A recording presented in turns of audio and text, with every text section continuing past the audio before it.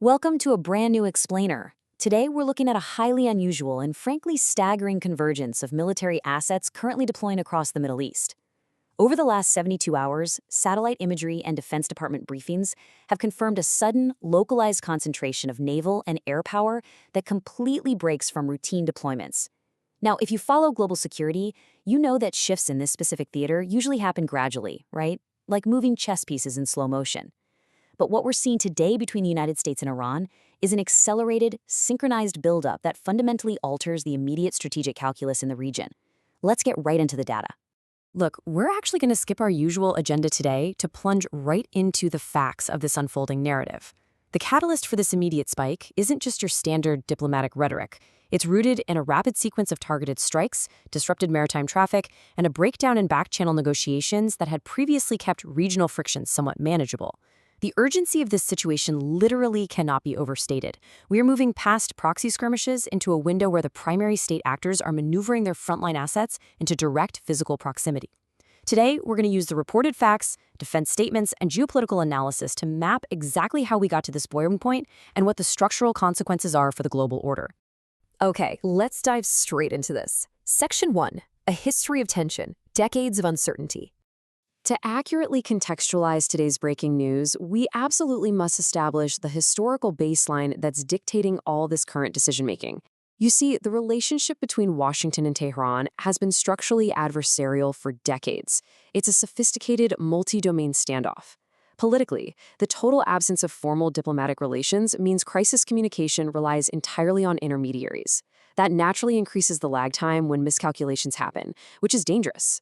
Economically, comprehensive sanctions, especially those targeting energy exports and access to the global SWIFT banking system, have created a permanent state of economic friction. Tehran views this as an existential threat, requiring asymmetrical pushback. And militarily? Well, we've seen constant friction points. From previous incidents involving drone interceptions to the harassment of commercial vessels navigating critical choke points, both nations have continuously tested each other's red lines, creating this deeply entrenched security dilemma where any defensive move by one is inherently viewed as an offensive threat by the other. Moving right along to Section 2, the current escalation, military movements. Reports indicate the situation has just become significantly more serious. We've shifted from diplomatic warnings to the physical staging of hard power. First up, warships. Multiple naval assets are actively being positioned strategically in the region. And to be clear, we aren't just talking about routine patrols here. This involves the deployment of massive carrier strike groups and amphibious readiness groups. These floating sovereign bases carry immense force projection capabilities. By routing these specific classes of warships into key waterways, like the Eastern Mediterranean and the approaches to the Strait of Hormuz, a massive, immediate deterrent umbrella is being established. Alongside those naval assets, advanced fighter jets are being heavily deployed and positioned across Allied air bases. We're talking about the introduction of additional fifth-generation stealth fighters and specialized ground attack aircraft. This fundamentally shifts the air superiority dynamic. These squadrons aren't just there for show either. They drastically reduce response times for potential missions. In a theater where warning times for missile launches are quite literally measured in minutes, pre-positioning these specific tactical aircraft provides commanders with the immediate capability to enforce no-fly zones, protect maritime corridors, or execute precision strikes if red lines are actually crossed. Finally, advanced, multi-layered air and missile defense systems are being locked into place. Batteries like the Patriot and THAAD systems are actively being spun up to protect Allied installations and critical infrastructure. The physical movement of these defensive interceptors is a massive logistical undertaking for sure, and deploying them, well, that signals a genuine anticipation of incoming ballistic or cruise missile threats. We have these highly sophisticated military assets moving simultaneously into a very, very constrained geographic space. And as we break down the operational purpose behind this hardware, the true complexity of this crisis reveals itself, because these exact same deployments are interpreted in fundamentally opposite ways, depending entirely on who you ask. Which brings us to Section 3. Two competing perspectives, Washington versus Tehran. And this brilliantly illustrates the core of the issue. As impartial observers, to really grasp the gravity of this escalation, we have to examine the explicitly stated strategic doctrines coming out of both capitals. Officials in Washington maintain that their military posture in the region is strictly defensive and deterrence-oriented.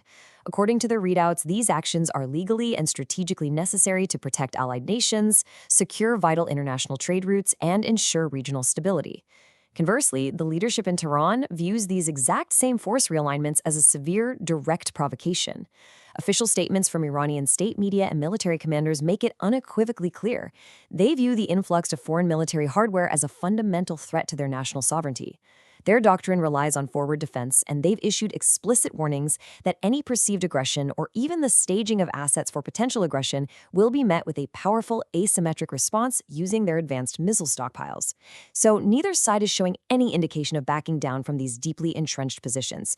With carrier strike groups, advanced fighter squadrons, and air defense batteries actively locking onto targets, geopolitical analysts have issued a stark assessment.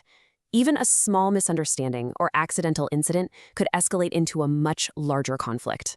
The primary danger right now isn't necessarily a premeditated declaration of war. The real danger is the incredibly crowded operational environment.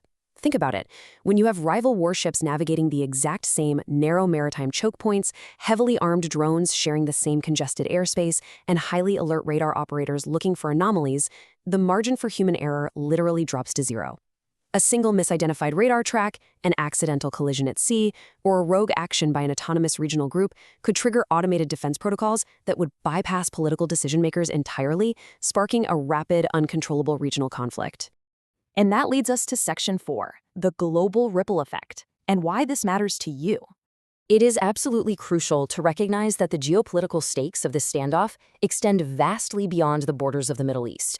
The macroeconomic implications are, well, staggering. A kinetic conflict in this specific theater threatens the daily flow of roughly 20% of the world's petroleum liquids. That is a massive chunk of the global energy supply. Markets are already pricing in the risk premium. We're seeing immediate volatility in global energy benchmarks right now. Beyond energy, international trade faces profound disruption. The mere threat of maritime conflict skyrockets shipping insurance premiums and forces commercial shipping giants to reroute globally critical supply chains all the way around the Horn of Africa. We're talking weeks of added transit time and billions in logistical costs. Ultimately, this injects severe instability into global financial markets, impacting inflation rates, central bank policies, and global economic growth forecasts. The economic shockwaves of a miscalculation here, they will be felt in every single major financial capital on the planet, and eventually in your wallet. As of right now, this situation is highly dynamic and actively developing. The immediate trigger points we're monitoring over the coming days are absolutely critical. We're watching for the deployment of specific specialized naval units, the rhetoric coming out of emergency UN Security Council briefings, and whether either side chooses to publicly enforce the red lines they've drawn regarding maritime transit. Any sudden breakdown in those limited, backdoor diplomatic channels currently operating through third-party nations could accelerate the timeline drastically. Make no mistake, the very next tactical maneuvers authorized by either Washington or Tehran will physically shape the immediate future of global security.